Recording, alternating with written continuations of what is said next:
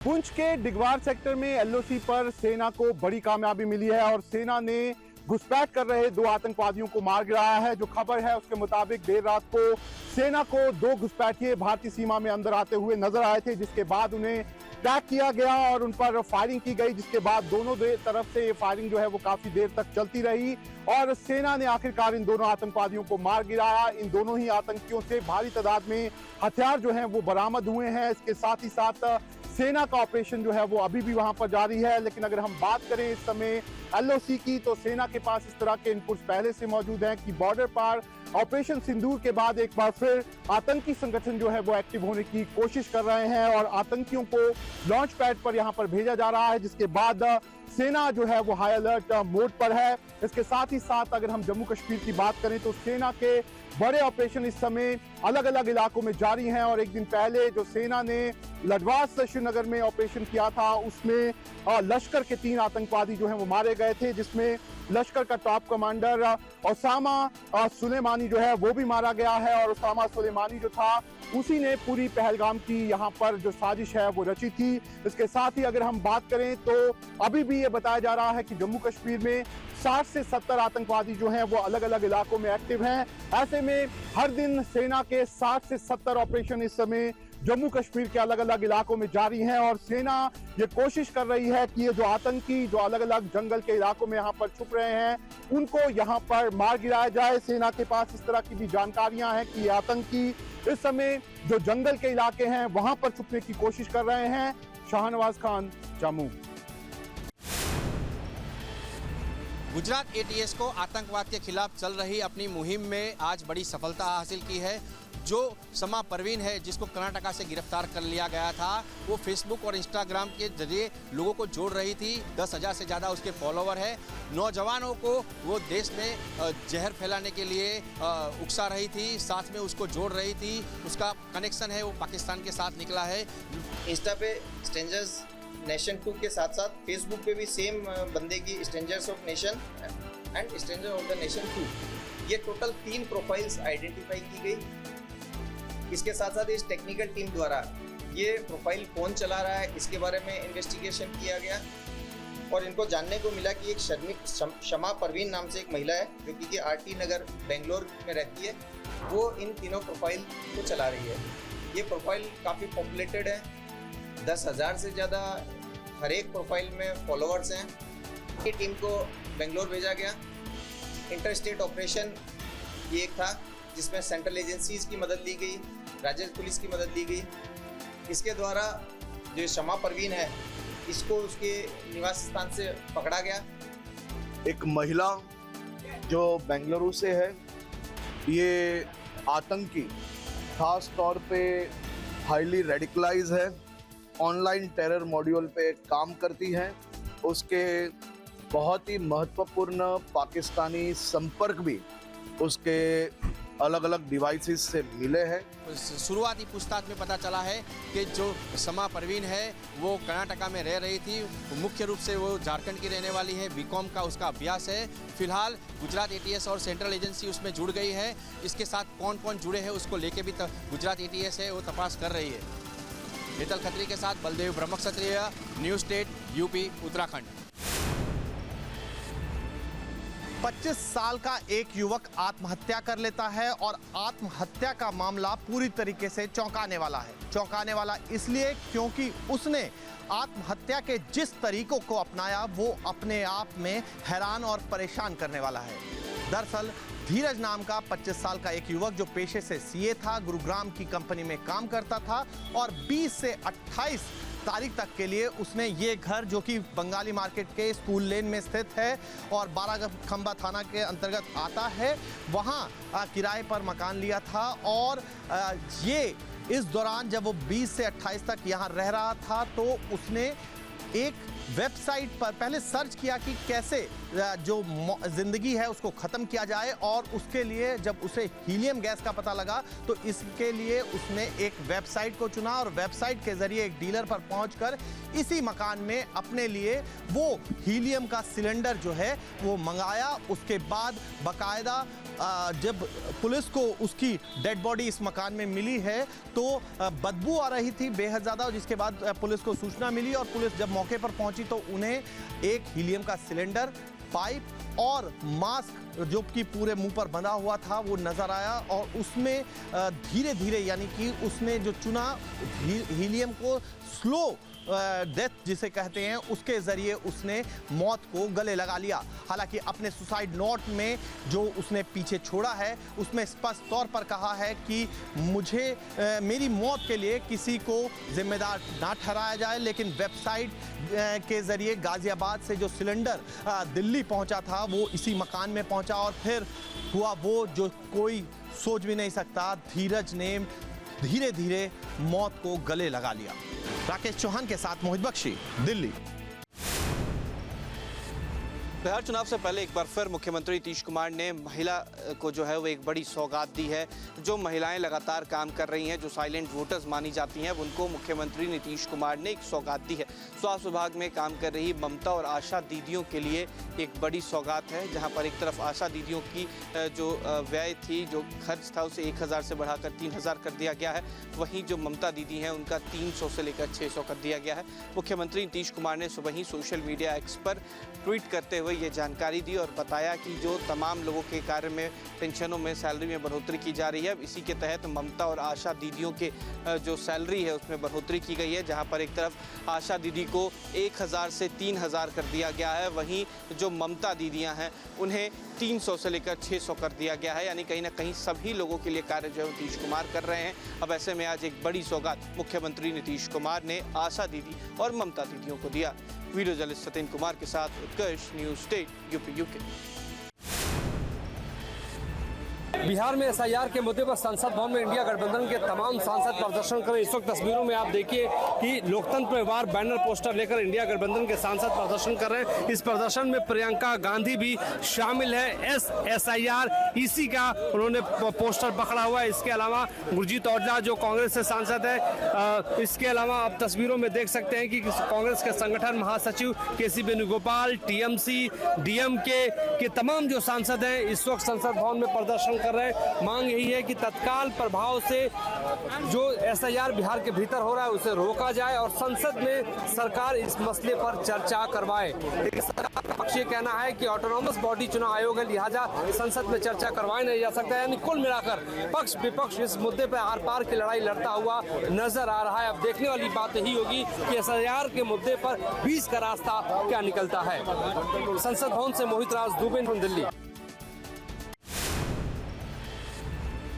Trading के नाम पर मोटा मुनाफा कमाने का झांसा देकर नोएडा की महिला से 2 करोड़ 90 लाख रुपए करीब की ठगी करने के मामले में साइबर क्राइम थाना पुलिस ने कार्रवाई करते हुए नीतीश कुमार नाम के एक आरोपी को गिरफ्तार किया है। पकड़े गए आरोपी 2 बैंक खातों को साइबर ठगों को किराए पर दे रखा था। दोनों बैंक खातों में आया हुआ पैसे का 2% कमीशन के तौर पर लिया करता था।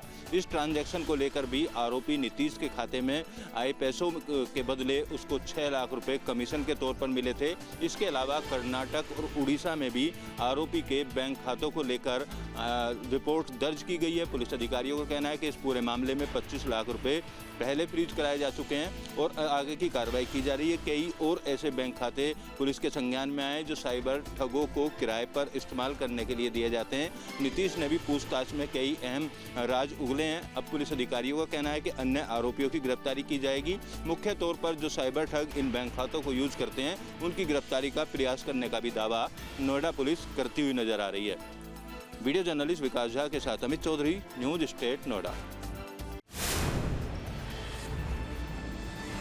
पुलिस ने सौरभ हत्याकांड में कुल 34 लोगों को गवाह बनाया था, जिनमें से अभी तक 3 लोगों की गवाही हो चुकी है। इन गवाहों में सौरभ के भाई राहुल उर्फ बबलू, उनकी माता रेणु देवी के साथ साथ ब्रह्मपुरी थाने के हेड मोहर्रिर ब्रजेश कुमार की गवाही कोर्ट में दर्ज की जा चुकी है। आपको ये बता दें कि जितनी बार भी मुस्कान और साहिल को कोर्ट में पेश किया गया है वह वीडियो कॉन्फ्रेंसिंग के जरिए पेश किया गया है। इसका कारण है कि सुरक्षा को लेकर कहीं न कहीं जो प्रशासन है उनका ये मानना है कि सुरक्षा को खतरा हो सकता है। ऐसे में उनकी जो पेशी है वो जेल से ही की जाती है। जब रेणु देवी जो कि सौरभ की मां है उन्होंने गवाही दी थी तो वीडियो कॉन्फ्रेंसिंग के जरिए मुस्कान और साहिल को उनके सामने पेश किया गया। दोनों को देखकर वो भावुक हो गई थी। उन्होंने जज से कहा था कि यही वो दोनों हैं जिन्होंने मेरे बेटे की नृशंस हत्या कर दी है, इन दोनों को सख्त से सख्त सजा दिलानी चाहिए। इसके बाद रेणु देवी भावुक हो गई थी। किसी तरह वहां मौजूद वकीलों और लोगों ने उनकी ठाड़स बंधाई। इस मामले में सौरभ के भाई का कहना है कि वो मरते दम तक अपने भाई के लिए इंसाफ की लड़ाई लड़ेंगे। बहरहाल न्याय की ये लड़ाई अभी लंबी है, लेकिन इतना जरूर है सौरभ के परिवार को ये उम्मीद है कि एक दिन उनके बेटे को इंसाफ मिलकर रहेगा। मेरठ से सरफराज अहमद, न्यूज स्टेट उत्तर प्रदेश। वाराणसी में गंगा का जलस्तर एक बार फिर से बढ़ता हुआ देखा जा रहा है। इस समय मौजूदा स्थिति की बात की जाए तो 3 सेंटीमीटर प्रति घंटे की रफ्तार से गंगा का जलस्तर बढ़ता हुआ दिखाई दे रहा है। तस्वीरों में आप देख सकते हैं ये वाराणसी की 80 घाट की तस्वीर है। जो गंगा घाट है वो पूरी तरीके से पानी में समाया हुआ है। जहाँ पर लोग इसमें स्नान कर रहे हैं दरअसल वो घाट है और इससे आगे बढ़ना खतरे से खाली नहीं है।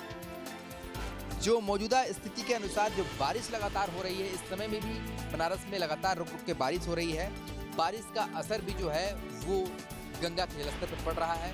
सहायक नदियों का पानी जिस तरीके से बढ़ रहा है उससे पानी और भी ज़्यादा गंगा के जलस्तर में वृद्धि दिखाई दे रही है। बात की जाए आने वाले समय की तो मौसम वैज्ञानिक कह रहे हैं कि फिलहाल 1 हफ्ते तक बारिश की संभावना है और ऐसे में माना जा रहा है कि गंगा का पानी बढ़ता हुआ देखा जा सकता है। हालांकि खतरे के निशान से अभी गंगा लगभग 3.5 मीटर की दूरी पर है, पर जिस तरीके से गंगा का पानी बढ़ रहा है वैसे माना जा सकता है कि आने वाले दिन मुश्किल भरे हो सकते हैं। तो फिलहाल एक बार गंगा के पानी में फिर से बढ़ोतरी देखी जा रही है और इसे देखते हुए एडमिनिस्ट्रेशन सहित एनडीआरएफ और एसडीआरएफ भी अलर्ट पर है। और अगर पानी बढ़ता है तो किस तरीके से और भी ज़्यादा तटवर्ती इलाके में व्यवस्थाएं की जाए इसका भी मॉक ड्रिल हो चुका है। वीडियो जर्नलिस्ट शिवम मिश्रा के साथ सुशांत मुखर्जी, न्यूज स्टेट वाराणसी। जम्मू कश्मीर में मौसम का मिजाज एक बार फिर बदल गया है और देर रात से ही जम्मू कश्मीर के अलग अलग हिस्सों में बारिश हो रही है और बारिश की वजह से अब तवी नदी जो है वो उफान पर है। आप तस्वीरों में यहाँ पर देख सकते हैं कि तवी नदी का जलस्तर जो है वो यहाँ पर बढ़ गया है और मौसम विभाग जो है उसने पहले ही कह दिया था कि जम्मू कश्मीर के अलग अलग हिस्सों में 36 घंटे तक बारिश जो है वो देखी जाएगी और बारिश के कारण लैंडस्लाइड के साथ साथ यहाँ पर जो शूटिंग स्टोन्स हैं वो भी यहाँ पर हो सकते हैं। इसके अलावा नदी और नाले जो हैं वो उफान पर रहेंगे। ऐसे में अब जो तवी नदी का जलस्तर है वो साफ तौर पर यहाँ पर बढ़ता हुआ नजर आ रहा है। खास तौर पर जो डोडा, किश्तवाड़, राजौरी, रामबन, रियासी, सांबा और उधमपुर के पहाड़ी इलाके हैं वहां पर जो बारिश हुई है उसके कारण ये तवी नदी का जलस्तर जो है वो बढ़ गया है। ऐसे में अब प्रशासन जो है वो लगातार यहाँ पर लोगों से तवी नदी से दूर रहने के लिए यहाँ पर कह रहा है ताकि किसी तरीके का कोई हादसा जो है वो यहाँ पर ना हो। लेकिन जरूर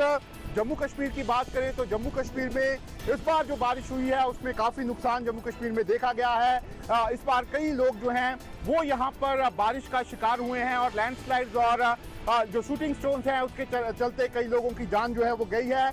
ऐसे में साफ तौर पर लगातार चेतावनियां जो हैं वो यहाँ पर प्रशासन की तरफ से यहाँ पर आ रही हैं और प्रशासन द्वारा साफ तौर पर कहा जा रहा है कि अगर कोई भी शख्स यहाँ पर किसी भी तरह की दिक्कत में फंसता है तो वो 112 पर कॉल जो है वो कर सकता है। शाहनवाज खान, जामू।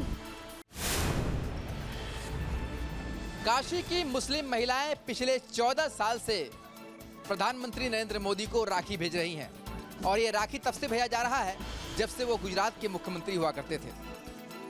देखते देखते 14 साल बीत गए पर आज भी वो परंपरा वाराणसी की मुस्लिम महिलाएं निभा रही हैं।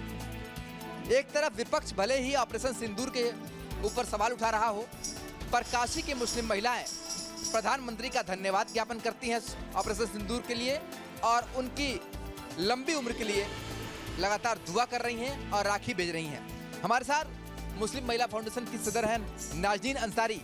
नाजरीन जी, 14 साल बीत गए आप लोगों को राखी भेजते हुए, इस बार राखी जो है वो किस नाम से भेजा जा रहा है? इस बार हम लोग ऑपरेशन सिंदूर की सफलता के लिए उनका धन्यवाद दे रहे हैं। ये भारत की महिलाओं का स्वाभिमान है सिंदूर, और भारत के महिलाओं के स्वाभिमान की रक्षा करके मोदी जी ने बहुत बड़ा काम किया। और ये दर्द वही समझ सकता है कि सिंदूर की कीमत क्या होती है, एक बड़ा भाई समझ सकता है। तो एक बड़े भाई की कीमत अदा की है मोदी जी ने, और उसके लिए हम लोग उनका बहुत बहुत धन्यवाद देते हैं कि जिस तरह से उन्होंने ऑपरेशन सिंदूर की सफलता की, पाकिस्तान को धूल चटाया। ये हम लोगों के लिए बहुत ही गौरव का विषय है, बहुत ही खुशी की बात है। राखी दिखाइएगा, ये राखी देखिए, प्रधानमंत्री नरेंद्र मोदी जी को मुस्लिम महिला फाउंडेशन जो है इस तरीके से राखी तैयार करके भेज रही है। कितनी खुश हैं आप लोग प्रधानमंत्री जी को राखी भेज? बहुत खुश हैं। अस्सलाम वालेकुम, मेरा नाम नरगिस बानो है। बहुत खुश हैं, मोदी जी हम लोग के लिए बहुत कुछ करते हैं, इसीलिए हम लोग उनके लिए राखी की तैयारी कर रहे हैं, उनके पास भेजने की तैयारी कर रहे हैं। उनको बहुत खुशी की बात है कि हम लोग भी उनके खुशी में शामिल हैं। ये काशी से एक बड़ा पैगाम है। लगातार 14 साल हो गए और प्रधानमंत्री से जो रिश्ता है भाई का वो लगातार यहाँ पर देखने को मिल रहा है। और इस बार तो प्रधानमंत्री के नाम पर ये राखी और साथ ही ऑपरेशन सिंदूर के लिए धन्यवाद ज्ञापन करते हुए ऑपरेशन सिंदूर से बनी राखी जो है वो काशी की मुस्लिम महिलाएं प्रधानमंत्री नरेंद्र मोदी को भेज रही हैं। वीडियो जर्नलिस्ट शिवम मिश्रा के साथ सुशांत मुखर्जी, न्यूज स्टेट, वाराणसी। राजधानी जयपुर में इस वक्त हम मौजूद हैं जहां पे आज सुबह से लगातार बारिश का दौर जारी है और मैं किसी नदी के अंदर नहीं हूं। और ये जो दरिया आप देख रहे हैं, नदी के जैसे हालात जो देख रहे हैं, ये राजधानी जयपुर के हालात हैं। ये गोपालपुरा बाईपास से ठीक आगे देखिए, इससे पहले जो सर्किल है वहाँ पे भी इसी तरीके के हालात हैं। और इस जगह की बात करें जो कि कनेक्ट होता है अजमेर रोड की तरफ, जाके ये रास्ता कनेक्ट हो जाता है। आप देखेंगे यहाँ के हालात आपको साफ साफ नज़र आएंगे कि किस तरीके से सड़कें यहाँ पे दरिया बन चुकी हैं। जहाँ तक आपकी नज़र जाएगी देखिए लोग बाग कितने संभल के चल रहे हैं। और जो कामकाजी लोग हैं आप इस तरफ देखेंगे, आप यहाँ नज़र डालिए, ज़रा ये इधर दिखाइएगा, देखिए कैसे जो लहरें हैं ये दरिया बन चुकी हैं। ये देखिए पानी का बहाव देखिए, ऐसा लग रहा है कि नदी का कोई तेज जो बहाव है वो आपको यहाँ देखने को मिल रहा हो। लोग बाग अपने अपने जहाँ जो कामकाजी लोग हैं वो देखिए किस तरीके से कैद हो चुके हैं। ये तमाम कामकाजी लोग हैं जो कामकाज के लिए जाना चाहते हैं लेकिन अंदर ये लोग फंस चुके हैं। इनसे बातचीत करने की कोशिश करते हैं, इनसे बातचीत करने की कोशिश करते हैं कि देखिए क्या हालात हैं। आप थोड़ा सा आगे आ जाइएगा। आप सब लोग तो कैद हो गए अंदर। हाँ जी भैया, ये इस वजह से पानी बढ़ता है कि 1 महीने पहले भी मेट्रो जो पाइपिंग हो रहा है ना, उसका ये नाला पानी जा रहा है ना, उसका ब्लॉक के हटा करके साइड में रख दिया और उसमें पाइपिंग कर दी।